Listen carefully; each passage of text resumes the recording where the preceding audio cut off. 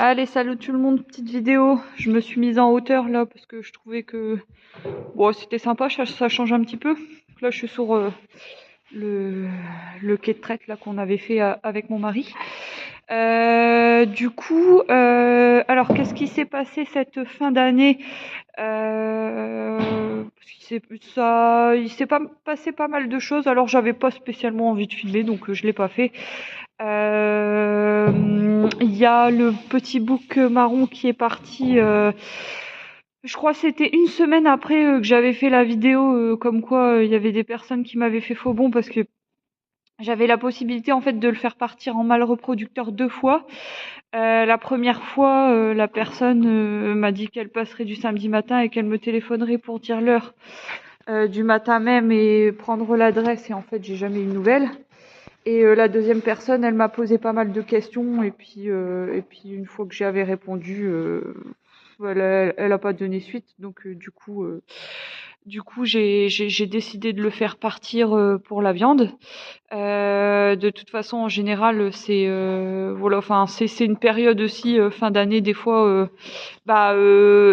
Si les gens ont déjà leur mâle reproducteur, c'est un peu plus délicat à les faire partir pour ça parce que on n'est pas forcément en saison. Il aurait fallu être plutôt en août ou voire septembre quoi. Donc voilà. Alors du coup le petit mâle marron est parti pour la viande. La semaine dernière, ouais c'est ça, ça fait une semaine parce que là on est lundi 30. Et la semaine dernière pile poil, j'ai fait partir du coup mes chèvres retraitées. Alors en fait, c'était prévu que je fasse partir en fait 5 chèvres. Donc j'en avais quasiment il m'en restait 19. Et en fait 19 notamment avec le bouc reproducteur qui est parti là, donc 18. Et il fallait au moins que j'en fasse partir 5. Alors pourquoi 5? Pour descendre en pression au niveau des parcelles pour pouvoir potentiellement changer de système, partir plus sur des animaux qui ont plus de facilité à brouter qu'à cueillir, parce que les chèvres c'est plutôt de l'arbre. Et du coup je voulais, et puis j'ai quand même le désir de passer aussi plus en élevage. Donc en élevage, ça veut dire potentiellement des animaux plus à viande calée, parce que le lait il faut le transformer, il faut le vendre derrière, alors que la viande, voilà, c'est encore autre chose en élevage. Hein. Je dis pas que c'est facile, mais c'est un petit peu plus souple au niveau du temps de travail, et puis on est un peu plus axé élevage. Voilà, donc du coup, moi ce serait plutôt un désir de partir là-dessus et du coup faire baisser la pression au niveau du parcellaire pour pouvoir faire d'autres projets derrière, un peu plus adaptés au système que j'aimerais mettre en place. Encore partir plus sur le pâturage. J'aimerais bien du coup moins découper mes parcelles et du coup pour ça il faut un peu moins d'individus au mètre carré, comme ça elles se parasitent moins vite. Même en agrandissant les parcelles et en tournant un peu moins quoi. Donc voilà, donc il fallait que j'en fasse au moins partir 5 et redescendre quasiment 15, voire encore mieux 10. Et en fait, si vous voulez, avec mon mari, on en a pas mal discuté, et ce qu'il y a, c'est que je voulais quand même faire partir mes retraités pour pas pour la viande, hein, pour une retraite chez des familles. Donc ce que j'ai fait en fait, c'est que j'ai tout de suite posté une annonce. Là, c'était quand? C'était il y a 3 semaines de ça. Donc début décembre, j'ai tout de suite posté une annonce comme quoi j'avais des chèvres à la retraite et que je les donnais quoi. Sachant que j'étais regardante sur les familles qu'ils allaient les accueillir. Et donc du coup, je suis tombée par hasard, donc je dirais peut-être un bon gros 4 à 5 jours après l'annonce, sur un monsieur en fait qui était en vache à viande avant. Il a arrêté son activité parce que pour plusieurs raisons qui le regardent, mais il est plus parti sur de l'éco-pâturage avec sa commune. Et en fait, du coup, il a vendu ses vaches et il est parti sur des troupeaux de plus petite taille, donc les petits ruminants, donc moutons, chèvres. Et en fait, il y a pas mal de zones en fait laissées en friche dans sa commune, et il affectionne particulièrement le contact avec les chèvres, donc il souhaiterait davantage passer en chèvre. Et du coup, il cherchait, si possible, un petit troupeau de base pour éviter en fait de lui faire, aller chercher des chèvres de différents troupeaux et de les mettre ensemble, quoi. Il voulait que son petit troupeau de base soit chez le même éleveur, ce qui est vraiment bien, hein. C'est la chose qu'il faut faire pour éviter les problèmes sanitaires et plus de conflits. Et donc en fait, du coup, je lui ai parlé de mes retraités, et il a pris 7 chèvres, et en fait en retraité, il me reste une grosse là-bas, la grosse dominante. Je vais aller vous la faire voir. Et il y a Poupouille qui est en train de manger là-bas, là, dans le cube. Donc c'est les 2 dernières chèvres retraitées que j'ai. Elles ont 8 ans, elles vont avoir 9 ans. Alors celles-là, elles pourront plus aller à la reproduction. Pourquoi ? Parce que j'ai Poupouille qui fait ça s'appelle un prolapsus. En fait, quand le petit, alors elle avait son prolapsus, donc c'était son vagin en fait qui ressortait de sa vulve. Je dirais à peu près 3 semaines, 1 mois avant la mise bas, parce qu'en fait elle faisait des gros petits, et en fait ça poussait vers son vagin et son vagin ressortait. Donc ça en fait c'est possible avec le veto, de poser un espèce d'appareil en fait qui retient le vagin. Mais moi je suis vraiment pas fan, alors du coup je préfère ne plus la mettre à la reproduction, au moins ça évite d'avoir des problèmes. Et il y a du coup la grosse chèvre jumelle que j'ai gardée, la seule fille qu'elle a eue, parce qu'elle m'intéressait.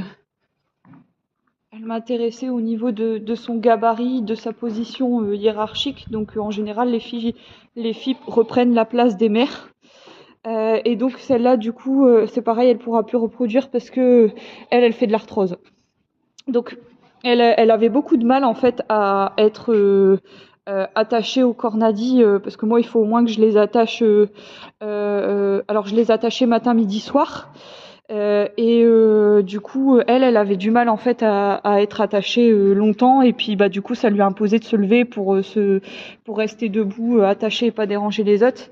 Et du coup elle avait des difficultés, et depuis que je l'ai mis là-dedans, quand le bouc est parti, et en fait elle boite plus. Alors elle met un petit moment à se lever parce qu'elle est assez,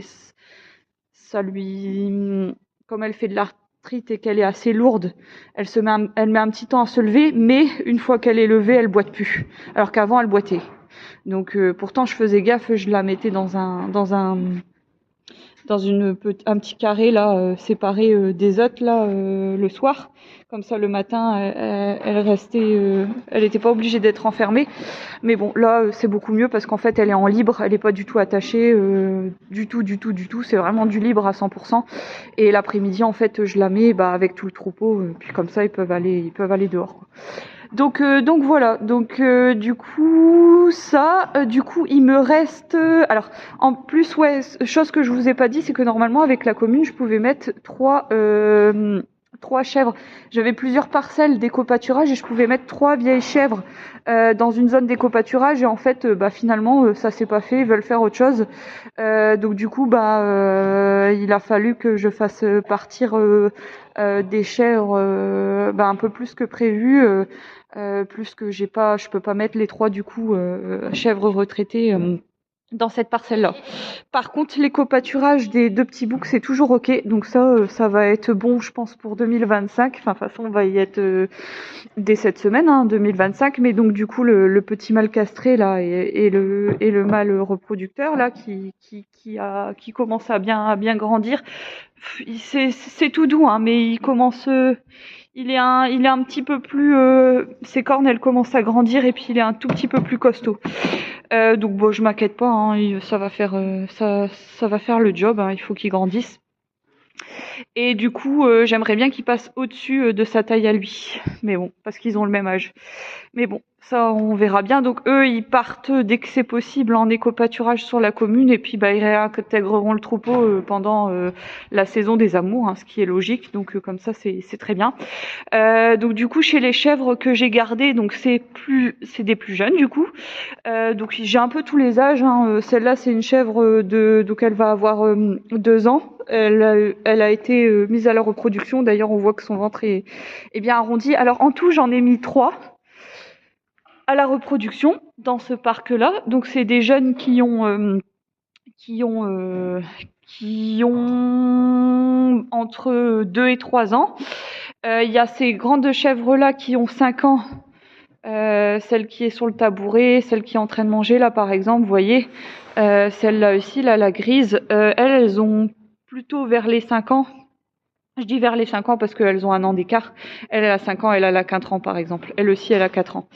Et bah celle-là, je les ai fait en lactation longue.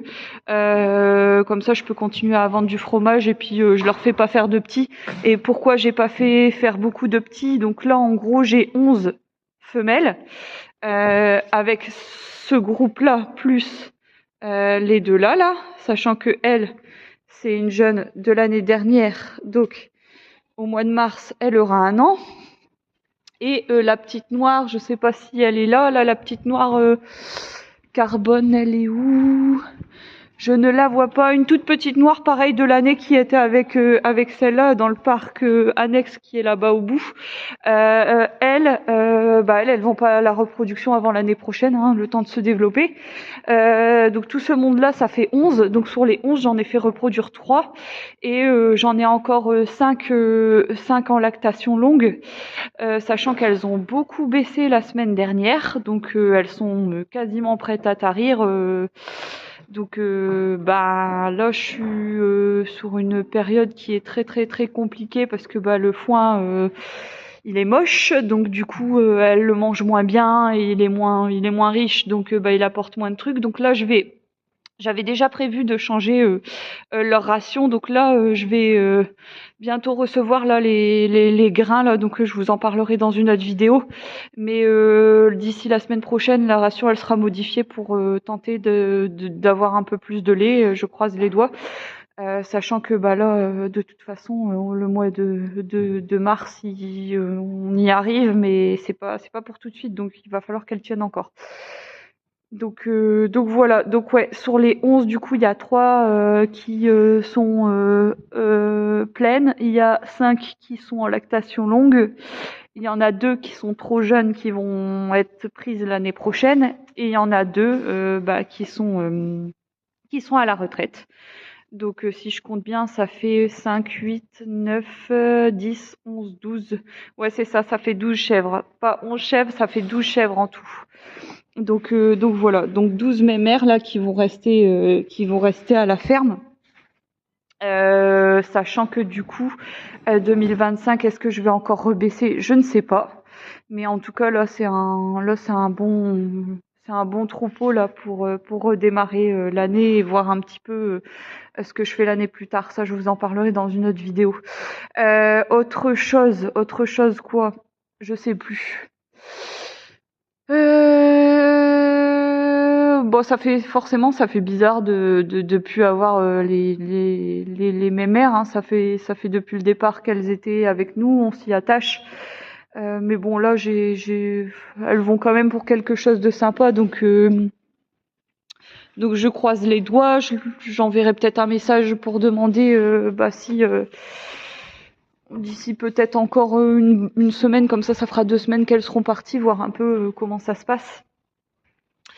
Donc voilà, sachant que le monsieur il a pas mal de connaissances, hein, on a discuté, il arrive à capter. Ah bah elle est là, la petite noire. Il capte ce que je dis et puis il dit des trucs pas déconnants, donc ça c'est bien aussi de faire partir des chèvres chez quelqu'un qui connaît. Ça c'est cool. Ouais, donc voilà. Oui, si. Alors pourquoi j'ai pas. Est-ce que j'aurais pu garder les chèvres, sachant que j'ai quand même de la surface, hein. On est quasiment sur 3 hectares, hein. Il y a il y a vraiment 2 hectares 5 ou brut de pâture. Après c'est un peu c'est pas vraiment de la pâture, elles peuvent aller dessus, mais voilà, c'est plus de l'arbre, mais que je suis obligée du coup de les sortir partiellement dessus. Mais en tout, il y a vraiment 2 hectares 5 de pâture brute. J'aurais pu les garder, sauf que si je les gardais, parce qu'en fait finalement 20 chèvres sur 2 hectares 5, pardon, 20 petits ruminants, c'est pas déconnant, hein. On peut arriver à les nourrir sur place. Le problème, c'est que si c'est ça, je ne fais plus rien en fait. J'arrête le pro et je passe en perso pour le plaisir, et puis c'est tout quoi. Pourquoi? Parce que déjà les chèvres qui vieillissent, forcément on peut plus rien leur demander. Pas parce que sinon on risquerait d'avoir des problèmes. Les chèvres risqueraient d'avoir des problèmes assez graves. Voilà, il est temps qu'elles se reposent. Et puis le truc c'est que niveau pression, je ne peux pas faire grand chose à côté quoi. Je peux pas rajouter des moutons vu que c'est ça a les mêmes parasites et finalement ça c'est problématique au niveau de la gestion des lots aussi. Pourquoi? Parce que si j'ai un troupeau de chèvres, retraiter un troupeau de chèvres qui peut être mis à la saillie, ça me fait 2 troupeaux à gérer différents, avec une alimentation forcément différente, hein. Je vais pas nourrir des chèvres des chèvres à la retraite comme des chèvres qui sont en lait, hein. C'est pas la même nourriture, ça me coûterait beaucoup trop cher. Et puis en plus, ce serait pas bon pour elles non plus, puisqu'on leur demande rien. Je rappelle quand même que les chèvres à qui on demande rien, le foin et l'herbe suffit. Ça sert à rien de donner plus. Et donc du coup, je ne peux pas faire autre chose du tout à côté quoi. Donc du coup, ça veut vraiment dire arrêter le pro quoi. Et ça, c'est pas. En tout cas, pour l'instant, c'est pas envisageable. Je souhaite continuer, mais comme je vous ai dit, partir plus sur de l'élevage brut. Donc j'ai pas mal de choses en tête, mais ça se fera au fur et à mesure, sachant qu'en plus, là, ça fait qu'une semaine finalement qu'elles sont parties. C'est pareil au niveau du lait et au niveau de la vente. Là, j'ai que baissé depuis 2 semaines en fait. Pourquoi 2 semaines? Parce que avant qu'elles partent, il a fallu du coup les arrêter en lait. Et donc du coup là je transforme plus que tous les 2 jours. Avant j'avais tous les jours 10 litres et maintenant j'ai plus que tous les 2 jours 10 litres. Donc je transforme tous les 2 jours 10 litres. Et je continue à vendre à 2 magasins, un restaurant et un petit peu de vente directe mais par bouche à oreille. Donc voilà, donc là en gros mes journées ça ressemble à quoi? Je fais du 7h, 7h30 pardon, enfin en fait je me lève à 7h mais je démarre à 7h30 en chèvrerie. Donc 7h30 en chèvrerie, je fais les chèvres, la transfo ou alors du nettoyage quand j'ai pas de transfo parce que voilà, il y a toujours quelque chose à faire. C'est pareil, j'ai beaucoup de temps à consacrer, c'est pour secouer le foin parce que comme il est moche, en fait, il y a beaucoup de poussière donc il faut le secouer. Donc ça me prend pas mal de temps. Et donc du coup, à midi, souvent je sers en vrac parce que comme elles sont moins, je suis pas obligée de les attacher. Elles ont la place qu'elles veulent. Et comme il y a c'est moins souillé, je nettoie plus que 2 fois par jour et puis l'après-midi. Donc l'après-midi, à midi, je resserre partout s'il y a plus de foin et je leur ouvre l'accès à la pâture. Sachant que là, ces derniers jours, et d'ailleurs c'est pour ça qu'elles ont